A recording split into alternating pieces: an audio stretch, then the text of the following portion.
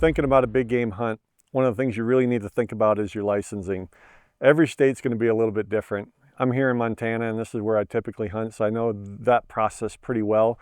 And I'm a non-resident, so you got to go through that process. For one, expect the price to be pretty steep. You know, for a resident elk, they don't have to pay that much, but for a non-resident, I get the deer combo, elk deer combo, and it's north of $1,000. So be prepared for that sticker shock a little bit.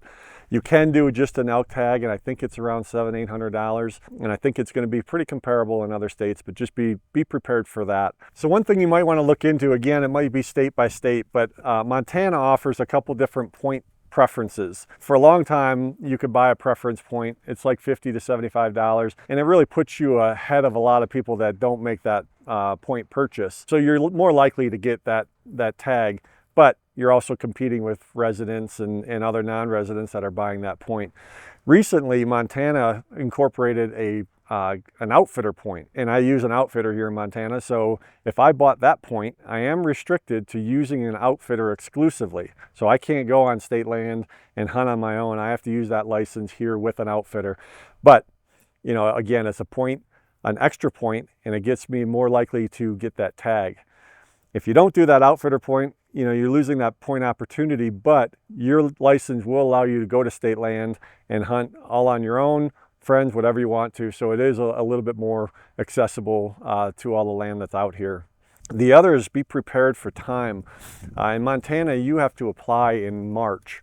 So you really got to start planning. Am I going to do this thing? Where am I going to go? All of that kind of stuff. Find your outfitter. But you need to apply for your license, I think, by April 1st. So it takes a lot of planning, and then you get your license mid-year. So be ready to kind of plan that stuff out. So don't forget your license. All right, so now you have your license. You're in Montana, wherever you're going to be hunting, whatever state. You have success. You got game on the ground. Good for you. But the next thing you have to expect are taxidermy and processing costs. Now, you can do it yourself, and there's a lot of people that do their processing themselves and they drive it home, but there are also meat processors around that really do a nice job. So expect to pay some good money for that, but they really package it up nicely and get you your meat back. So expect a pretty chunky payment there. And then, you know, it's probably likely going to be your first big game animal. Taxidermy is going to come into play. You know, you could do a Euro mount, you could do a shoulder mount. The Euros are going to cost around $300-400, and that shoulder mount, it's going to be awesome, is going to be around $700 to $800, depending on the taxidermist. So be prepared to kind of spend the money, but you're doing something that not many hunters get to do.